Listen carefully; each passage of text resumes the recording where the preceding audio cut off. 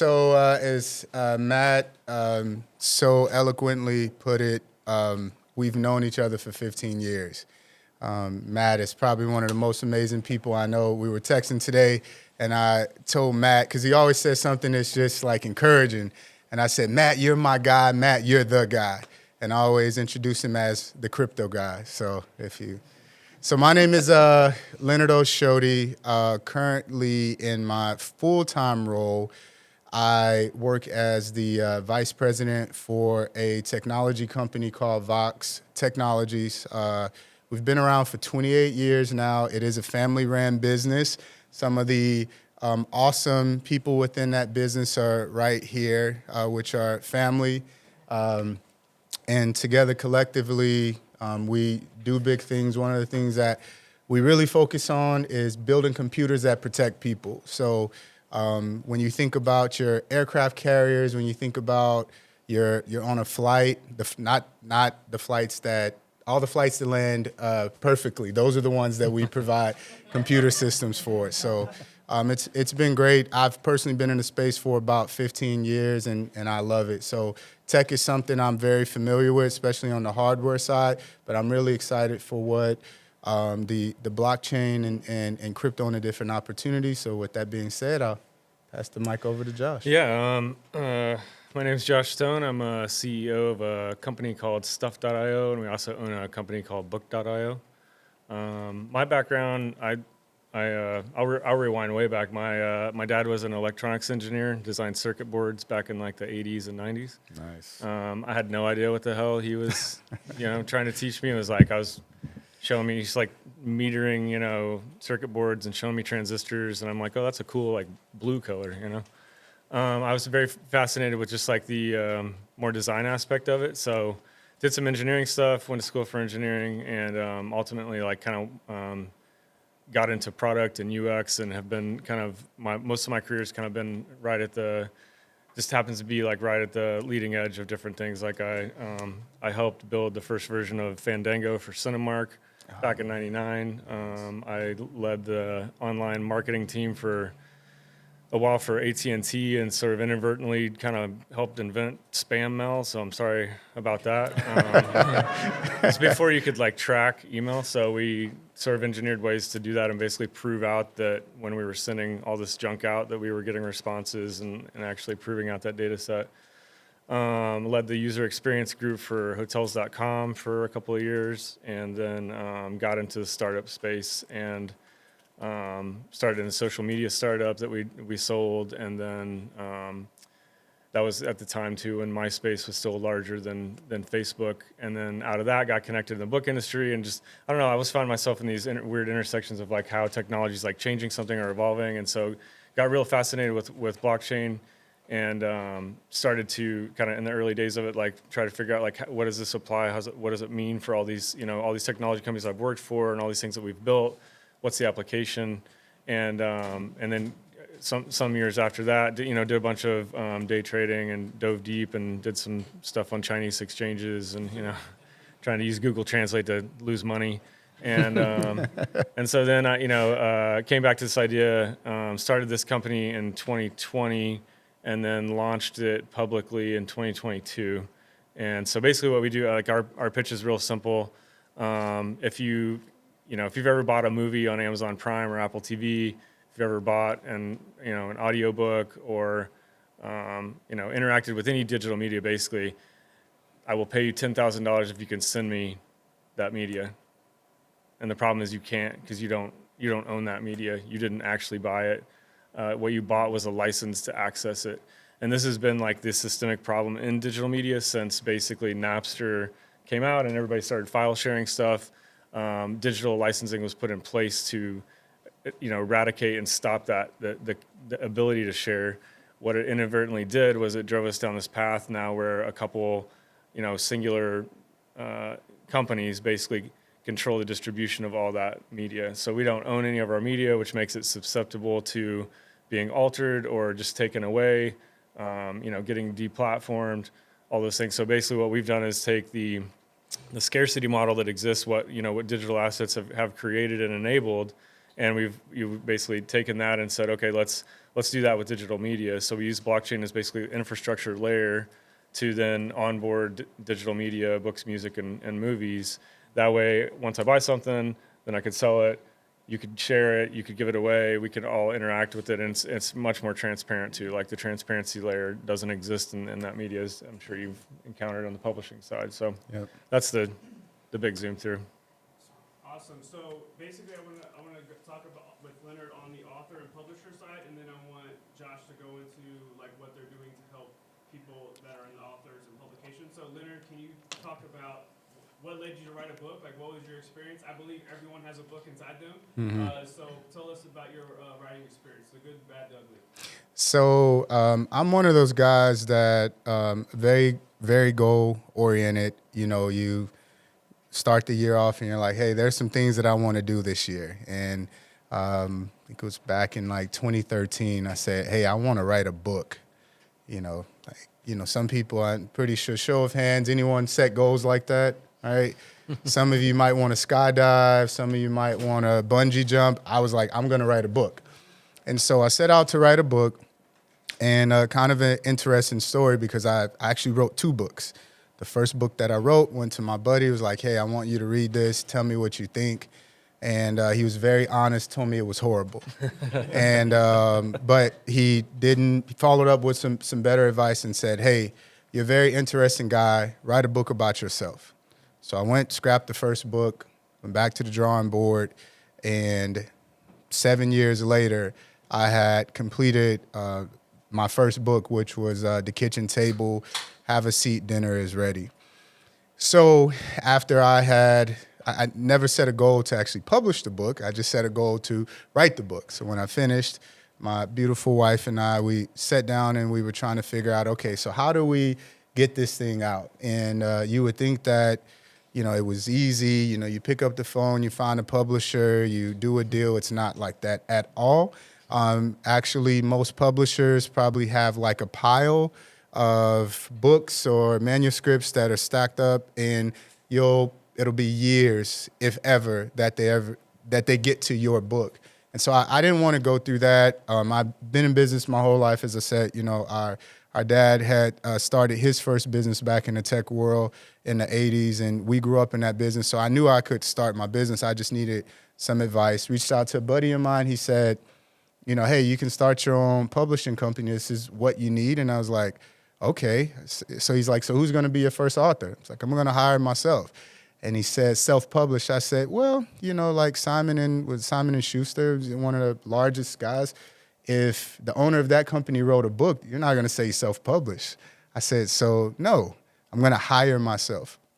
I'm going to be the first author, and I'll help other authors. And so my motivation was I wanted creatives like myself to have a seamless process of being able to have not only control, but also the means to get their books out there. As Matt said, everyone has a book in them. You all have a story. It's not easy to write a book, but it's possible. And if you're willing to put the work in, you can get there. And what's kind of cool is what you guys are doing, because we didn't have that available at the moment when I published my book. We had KDP, which in 2021, we did a partnership with KDP. Real simple. Any of you guys can do it. If you do have a book, children's book, a book is 10. You can write a book, 10 pages, 5 pages. It's a book. Upload it to KDP and start selling. And our experience was a unique one because the first week of our publishing the kitchen table, it went viral, and you know we sold over 500 copies the first weekend, which is kind of unheard of if you know you're trying to do this yourself. And if I decided to go with a larger publishing company, I wouldn't have had the full autonomy to be able to go out and push it the way that we were, and to retain as much as the ownership as we would, because the copyright, we own that.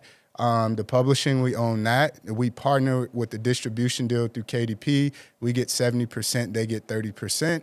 And the cool thing about it is when you have more, and if you're a person like myself and you want to see some things happen in the community, you can take that money and go and make a difference in your community. And that was really the big motivator for us. So Again, 7 years it took us to write it, but once we were finished, and since 2021, there hasn't been 1 month that's went by, and we're not even advertising it like that, and we haven't had a chance to get on the blockchain. My assistant, she's actually working with one of your guys to get the book uploaded, so I'm really excited. So if you have some crypto that you want to support, if you want to support and buy a copy of my book, a digital copy will be available on book.io. I would say by end of next week. I asked Matt when it is, if you could put it out there and let everyone know if they would like to support. But we've sold books since 2021.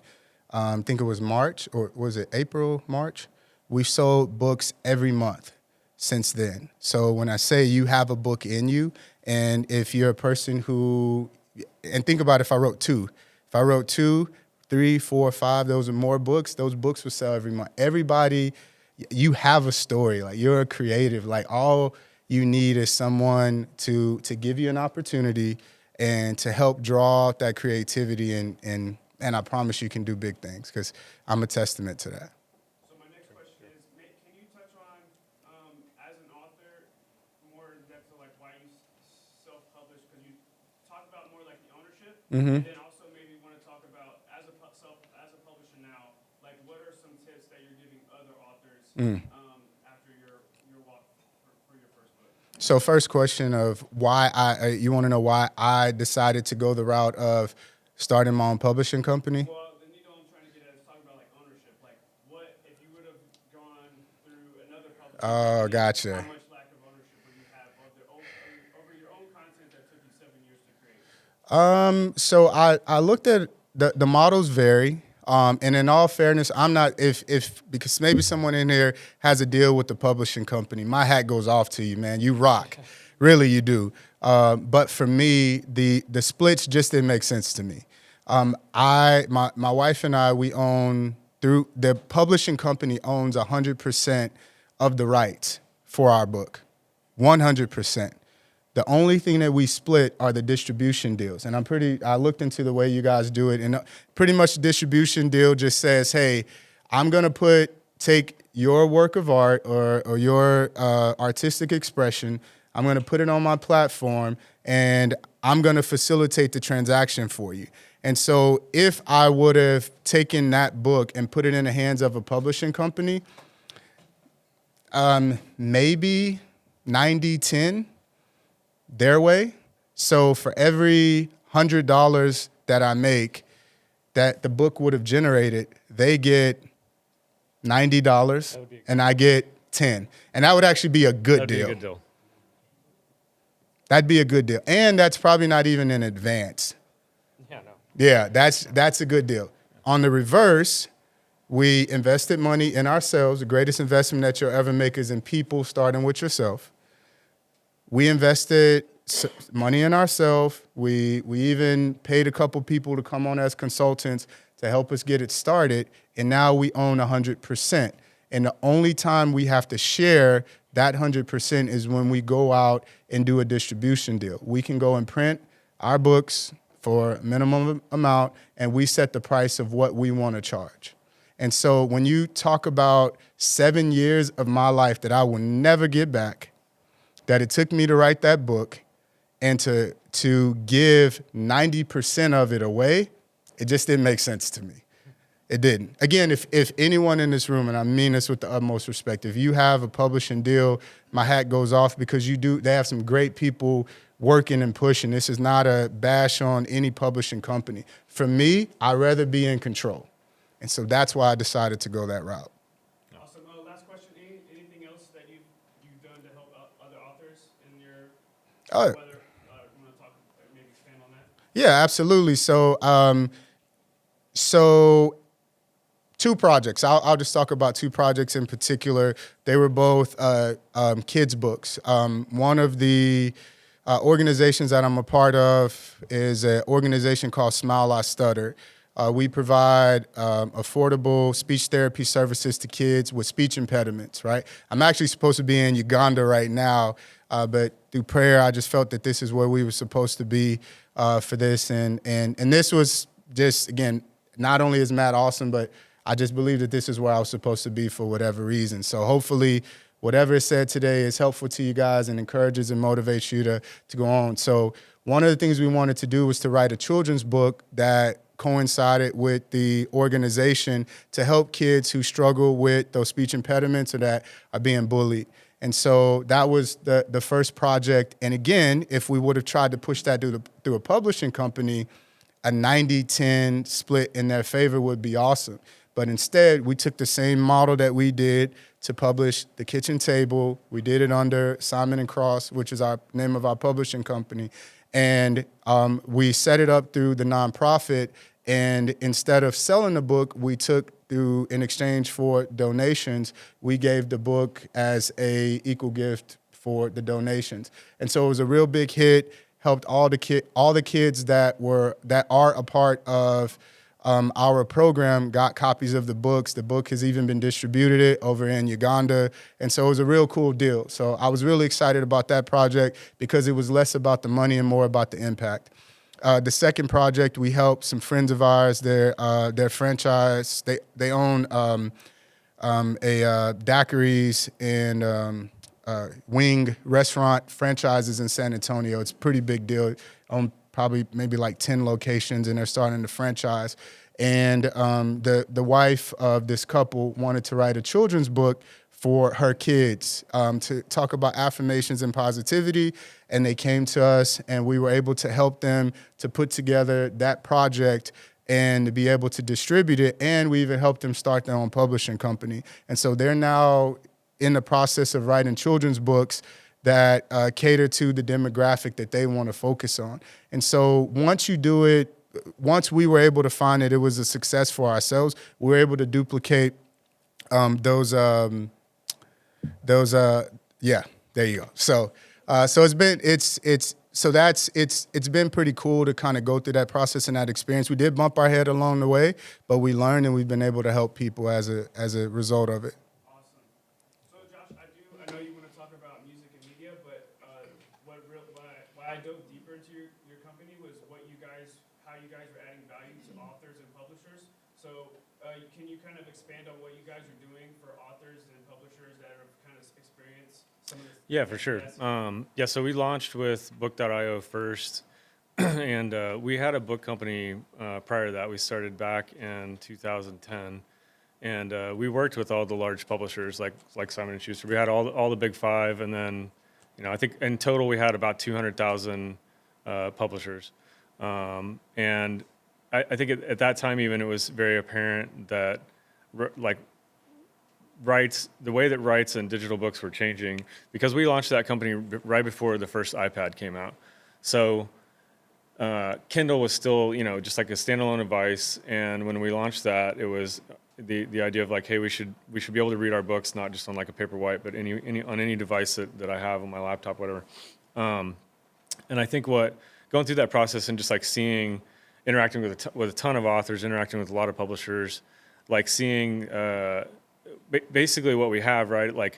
With publishing in particular is an interesting industry because next to banking, it's one of the longest contiguous industries. There's companies that like Carnegie Press celebrated their 375th anniversary a couple years ago, right? It's been the same company basically doing the same thing for almost 4 centuries.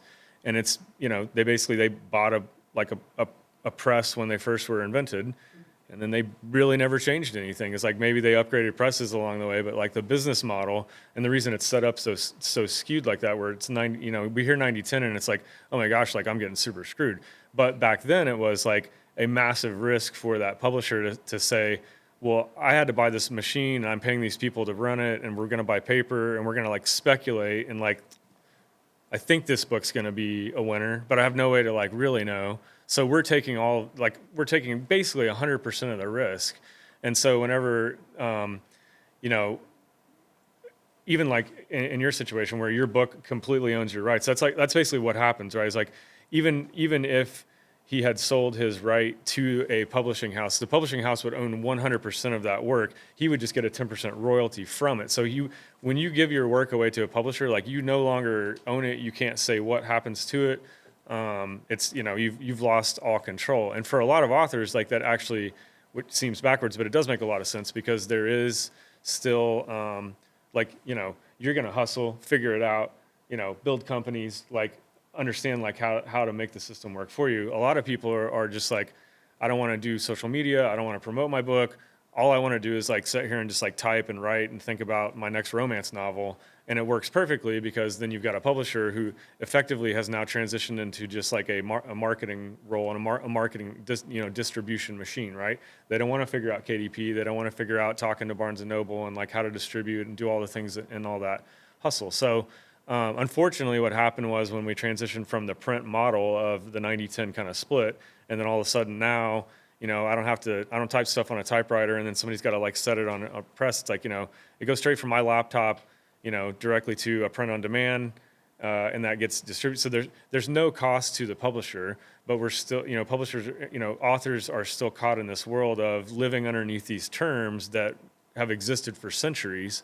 And so it's like, hey, it's great that, you know, you type this out and we're going to sell an ebook of it, or we're using AI to create an audiobook version, and the publisher's lift now is basically zero. And the barrier to entry now is really difficult because if you're a new author, and I've even talked to some you know, I'll give you an example. I was at a summit in New York last summer. I talked to a guy. He's a New York Times bestselling author.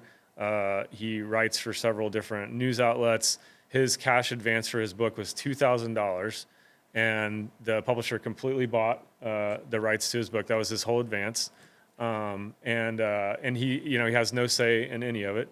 And you know, the unfortunate thing is most books, a publisher is trying to churn through those, so they're just throwing stuff out there to see what sticks. And so when they do that, most books on average don't even sell 1,000 copies. Like that's pretty much like if you sell more than 1,000 copies, you're absolutely crushing it. Like if you're, you know, you're in a top echelon of like a fractional percentage of authors. And so with self-publishing and like what we're doing, it's like it enables you to connect directly with your audience. So your ability to sell 1,000 units is like, you know, greatly increased because now like we're bringing in a better value proposition too, because on the backside, since it is all blockchain, right, you can identify who those readers are. Because even when you sell through KDP, it's not like they give you a report and say, these are the people that bought your books. Like all you get is a statement at the end of the month. And it's like, here's a check.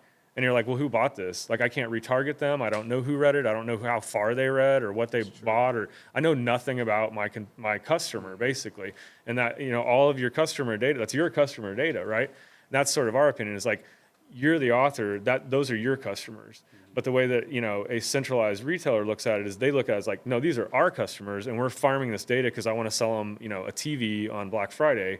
I don't care about you. I don't care about your book, but here's a check for, you know, sales that you make. And so I think adding a level of transparency to that too, because when you get to the really large authors, like a very normal practice for large authors, like the John Maxwell's of the world and stuff, like they hire teams to go and audit all sales because large publishers will, and between retailers, they typically will not report things right because everything is sort of opaque and you have to really dig into it. But when you own your rights and you're running your own company, like you have that visibility. When you're on a blockchain, you have that transparency. You're getting paid as soon as something sells because it's built into a smart contract, right? So it's paying the author instantly every time that it's being sold, instead of, you know, the typical cycle, which, you know, if you go through a publisher, you know, you write your book, it's, you know, it's a multi-year process, but, you know, you can expect to get your first royalty check about 18 months after the book goes on sale, because up until that point, you're pulling that out of your advance.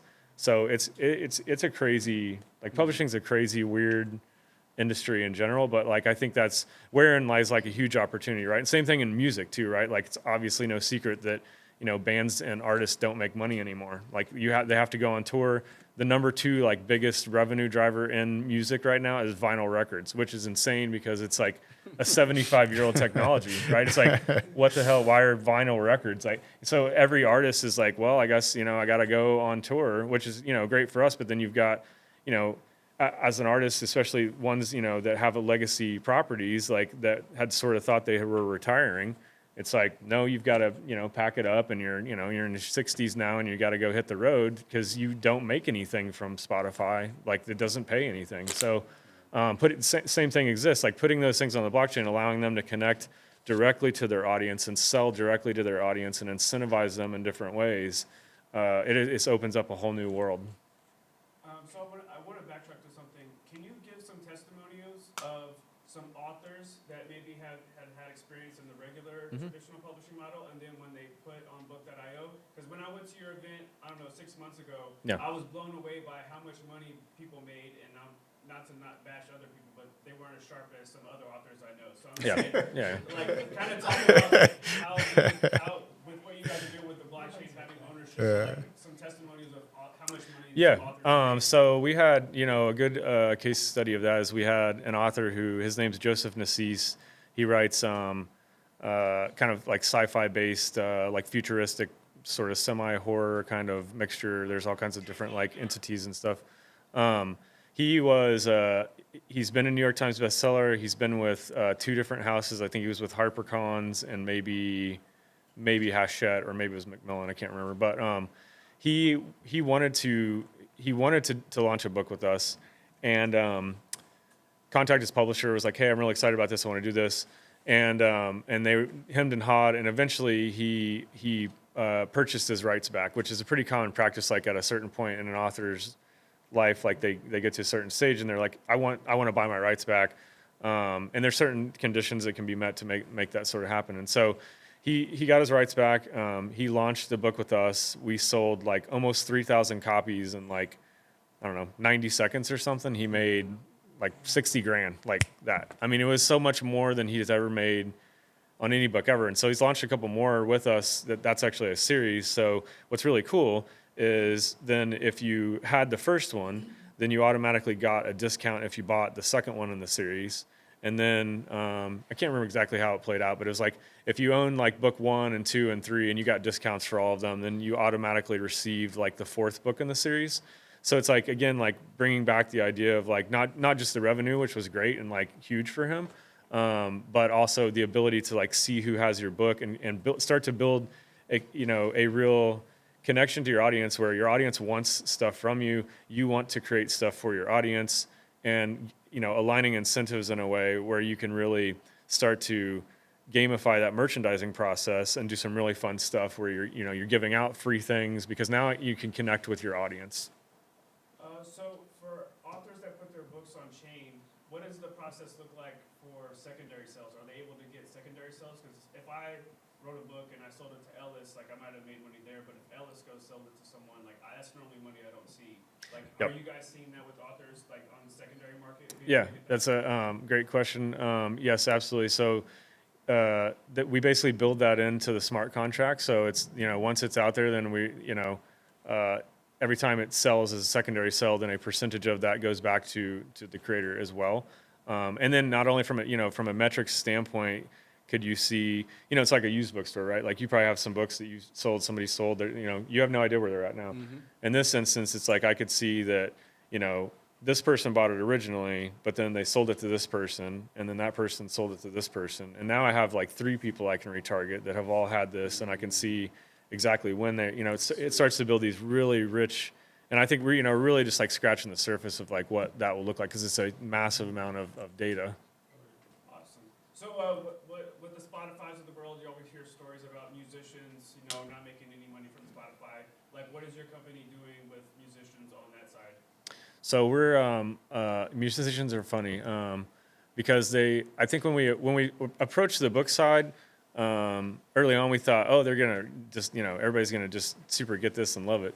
And even though we'd worked with all these publishers in the past, it was like, I think just because they are slower moving industry, it's taken a lot more education to get them on board. With musicians and music labels, it's like they are dying for a way to sell anything to their customers, because they make pennies on pennies.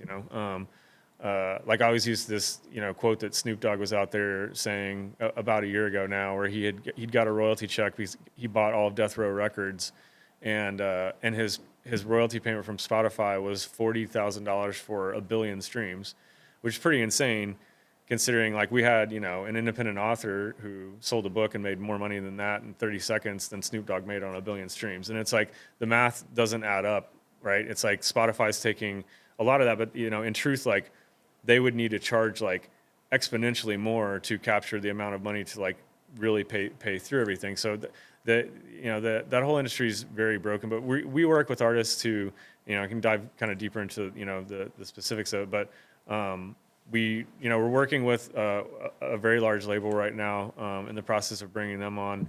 And a lot of that too is like for interesting like marketing reasons, right? They want to sell stuff. Like one artist in particular that they've identified as one of their kind of first ones. They want to sell a different asset each month, and so 1 month it might be a single that nobody else has ever heard. The next month it might be like a music video that they did that they're only doing like a limited number of. They want to do a fanzine. They want to do like, and then they also want to do like giveaways too, where they could just give a single away, either physically at shows or through social media. And once that person has that and they have this free giveaway, now they've like connected to that fan and they can retarget to them. So. That's cool. I'm about to open it up to Q&As, but before I do, the last question I have for you, Josh, is if I'm an author or if I know a musician and I need help, I don't understand blockchain. If I want to go through you guys to help put my work on chain, how would I go about that? So a couple ways, like we had been working sort of in a single kind of person case by case basis, and we are right at the final testing phase of our portal. So we're probably going to be launching that here. I would love to say next week it will probably go out, but maybe say 2 weeks. So it's like a full walkthrough kind of portal. You can come in, you can upload your assets. You can, we're going to roll it out kind of in stages. So it'll be ebooks first and then audiobooks, probably like a week or two after that. And then music and video probably in a month's time or something. But what we're really like moving towards is this idea of almost like a decentralized YouTube meets Etsy, right? Where any creator could create, because like you're a creative dude, right? I would watch videos of you, like even like listening to you talk. I'm like, crap, I'll write that down as a good quote. I appreciate it. Thank But you. like your fans would like probably think it was cool if you had the ability to send them videos. You could write short stories. You could do all kinds. So it opens it up where it's like my whole thesis, because I have another background of just creating. I've written a book too, and like I used to paint graffiti when I was younger and getting trains and all that sort of stuff.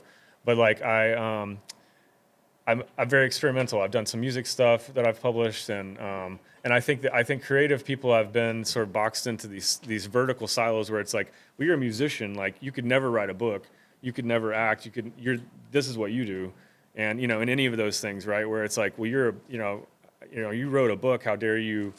Try to write a song. And it's like, well, that's insane. Like if a creative person should be able to do all these different things. So I think what we move towards in this creator economy is like opening up that ability for people to identify creators that they really like. And it doesn't matter like what the type of thing they're creating so much. It's like they like that person and the stuff that they create, like visually or auditory or textual or in all those different ways, and like opening up this portal so that any creator could go in and create and sell whatever they want. Awesome. Well, I'm going to give the speakers a chance to have some closing remarks, but we have time for a few questions. Does anyone have a question about authors, publishing, putting media on chain? Go ahead, Diana. You're the first brave one. Go for it. Yeah. So I wanted to ask about, I know you talked a lot about different media platforms. Have you guys done any work with podcasters? I know that has been like kind of like a growing industry. Good question. So we've actually done a couple of projects with a few podcasters. And we started to do some more episodic stuff too with an animation studio. I guess maybe 2 animation studios. So I think podcasts will be very big in the same way. Where the thing that drives me nuts about a podcast is the ads, right? It's like even though I pay for Spotify Premium, I listen to my podcasts, and then I'm really getting into it, and all of a sudden it's like hey, get my Athletic Greens, and it's like, oh my gosh, like, and so it's like we live in this ad-based world where if you look historically too, what happened with news and when media started to disseminate, and it was all a very ad-based model, and then you had New York Times was really one of the first newspapers. It was like, no, we're going to actually like charge for our newspaper, and at the time it was like, well, that's insane, you can't charge for for news because everybody gives it out for free, but they reduced and eliminated in many ways like the ad content, and was like, oh, this is actually like pleasant to read instead of. And so I think in podcasting is a similar way where it's like some of the podcasts I listen to, I'm like, I love this podcast. Or like I would be happy to know that I was like contributing directly to them, and also simultaneously not have to listen to ads that I could literally care less about. Like if they have a product they want to talk about because they genuinely are like, hey, I think you should check such and such out or whatever. It's like totally different. I think that is more of the future of like how ad-based models could work too, where it's completely woven in a way where it's like, hey, I like this person, I'm happy to contribute. I would buy an episode from them for, and the thing with crypto too, it's like you can get into fractional payments where it's like you could sell something for way less than a penny, right? You can't sell anything for less than a penny in a traditional fiat-based model, right? So I could subscribe to somebody and maybe it only cost me like 1/100th of a penny, and they put out a podcast episode, and it's like, well, if they've got 1 million followers, all of a sudden they have like a nice line of revenue. But even for like special edition episodes or those types of things, like it opens up a whole new world of like how that could be monetized outside of just this horrible, ad-based model that exists. Sweet. I like that. Go ahead. Yeah, so you talked about like creating the relationship with your customer, being able to see if they bought version 1 of your book or version 2, that sort of thing, and retargeting. How are you going about that? Like, what information are you able to give the creators to kind of show them, hey, this is who your customer is? Because you talked about like the smart contract piece and seeing all that Yep. on chain. Are you getting more than just like the wallet address, and then how are you kind of figuring out the customer behind that wallet address? Yeah. So I think about kind of as like maybe more of like a spectrum of what a customer's like willing to share. So like on the very far end, like it's just like the pure like blockchain level of like, we can show you like wallets that have these assets. And our system, which, is great because it's blockchain based, it's transparent. Like we can't hide that data even if we wanted to hide it. So like, as opposed to the larger entities where none of that is transparent, I think is like a good kind of step one.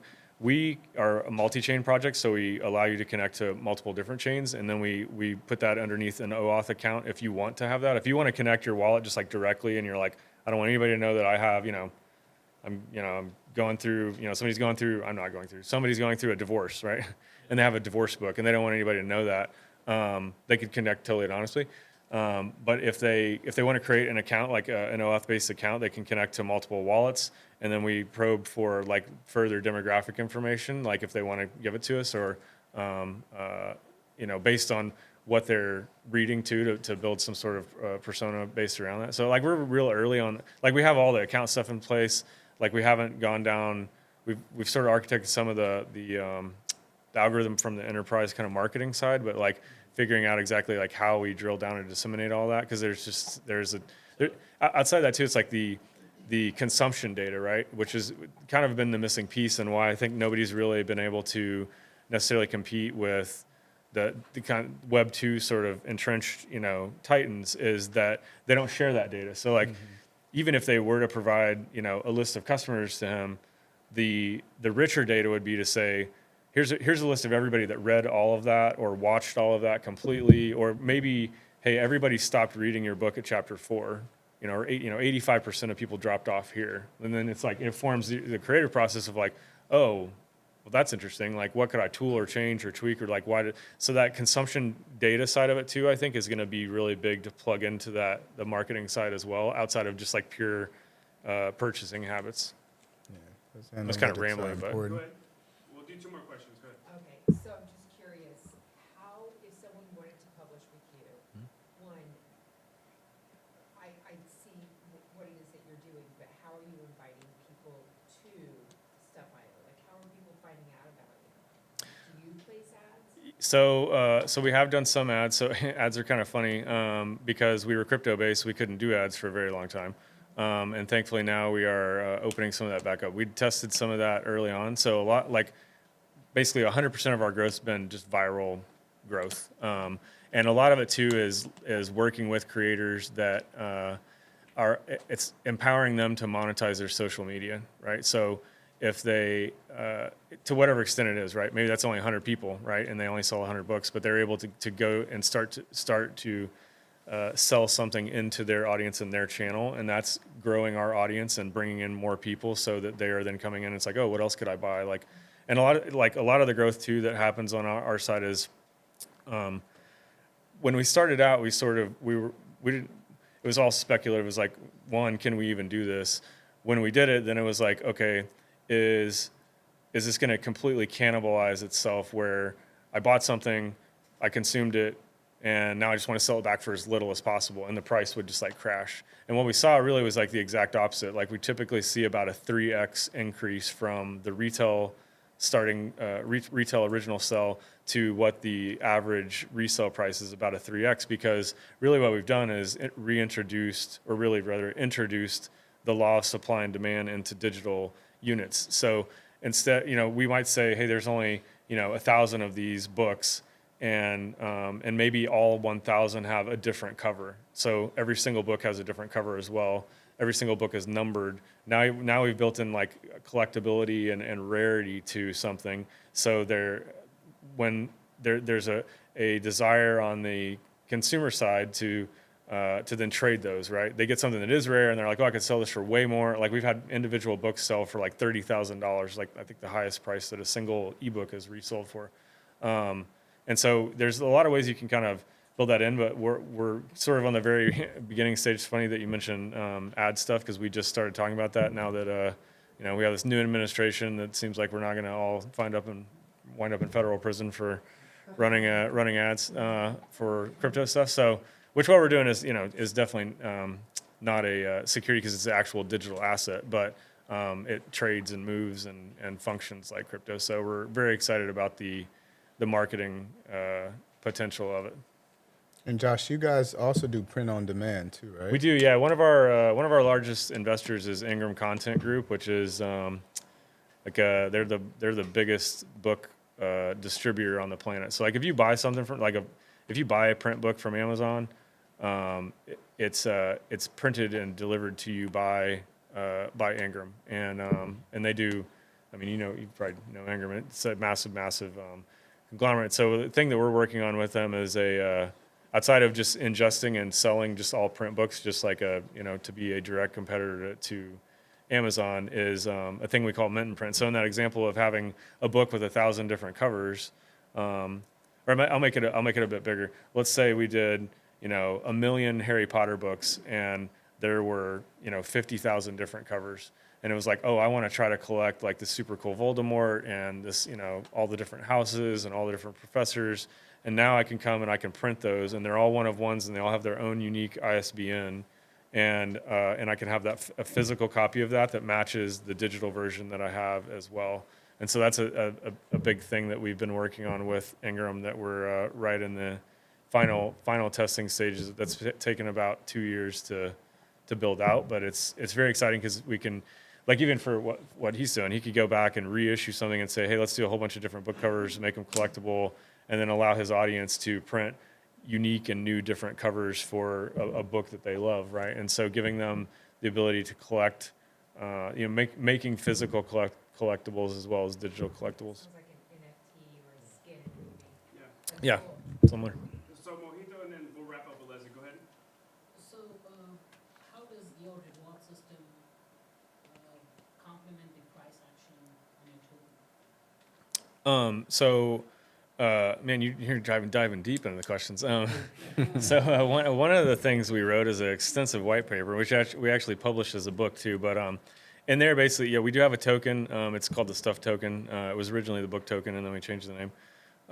And so what we're doing with it is building out a very a large recirculating economy with it. So with it, what we do, I won't dive into all the use cases, but it's basically a consume to earn token. So if you think about, it's similar to setting up a mining rig, mining Bitcoin, but with ours, we call it knowledge mining or consumption mining. So as you're watching something or reading something, then you'll earn the token, and then you can use that token almost like a credit card points or American Airlines miles or something, and then you use that token to then purchase your next asset, and you get a discount for using that. It's the most basic version of the system, but there's 40 or 50 different ways that it sort of recirculates, where it can do like we're experiencing with like social book clubs where you would pay with that token, and then that token is then being distributed back to the creator, who is then able to communicate through that channel.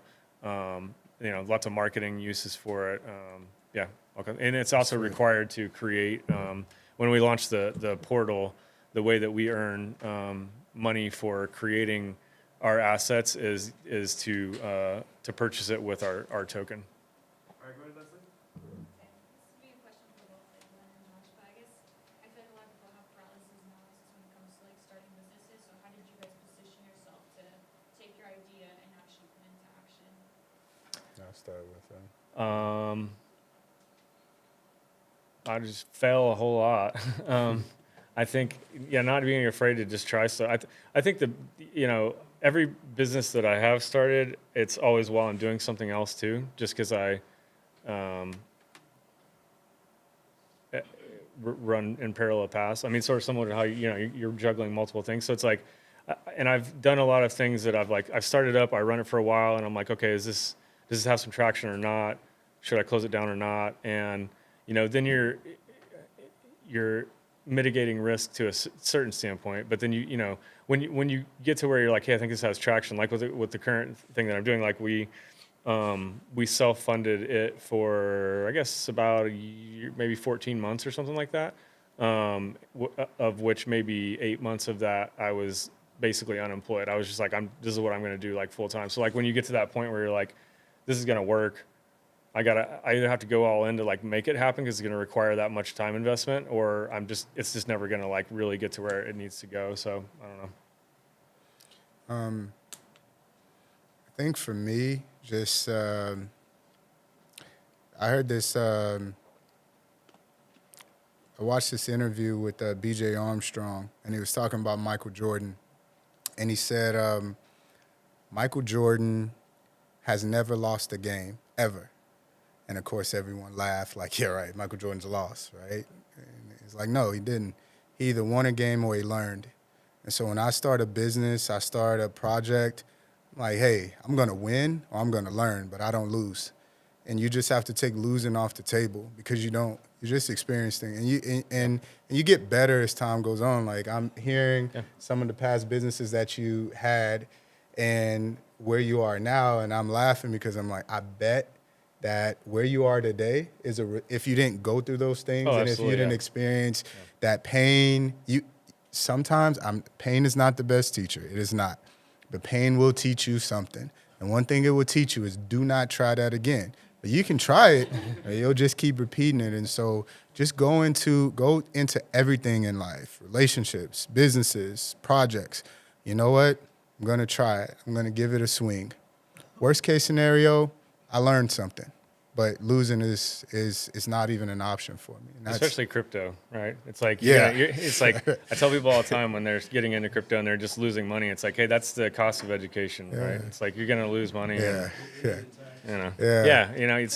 education, Yeah, so you just learn. So yeah, any closing remarks, either on the author or publishing side, or talk about best place to buy your book, and Josh, same, anything that we might have missed on media side, on the blockchain, right? It's getting a little toasty here, so we should bring it in for a landing. So go ahead. Okay. For me, I'll reiterate the statement that I made earlier. Everyone in this room is a creative. Everyone in this room is a creative. Everyone in this room is a creative. The only thing that's keeping you from getting where you are to be able to see that made manifest is that creative power being pulled out of you. Get around some people who can speak life into you, who you can share your dreams with, who will listen to you, not judge you, but motivate you and tell you, hey, try it. Hey, worst case scenario, you just learned something. As far as my books are concerned, right now you can still buy them on Amazon. Please feel free to go on there. You can buy them ebook. You can also buy some copies. I did bring a few copies with me. So if you guys would like to buy a autographed copy, you can. I'm mostly excited about being able to partner with Book.io. My book should be there within a week. We did try the portal. We didn't know that the portal was broke. My assistant, she was freaking out because I'm like, this book needs to be on there. And she said that she had got in touch with someone. So in a week or so, my book a e-version of my book will be available on book.io. So, and once that is, I'll ask Matt if you could push that out to let people know here if you want to go and buy a copy. And look forward to seeing many more books from me on book.io. I'm really excited about what you guys have going, and I wish you guys all the best. Awesome. Thank you.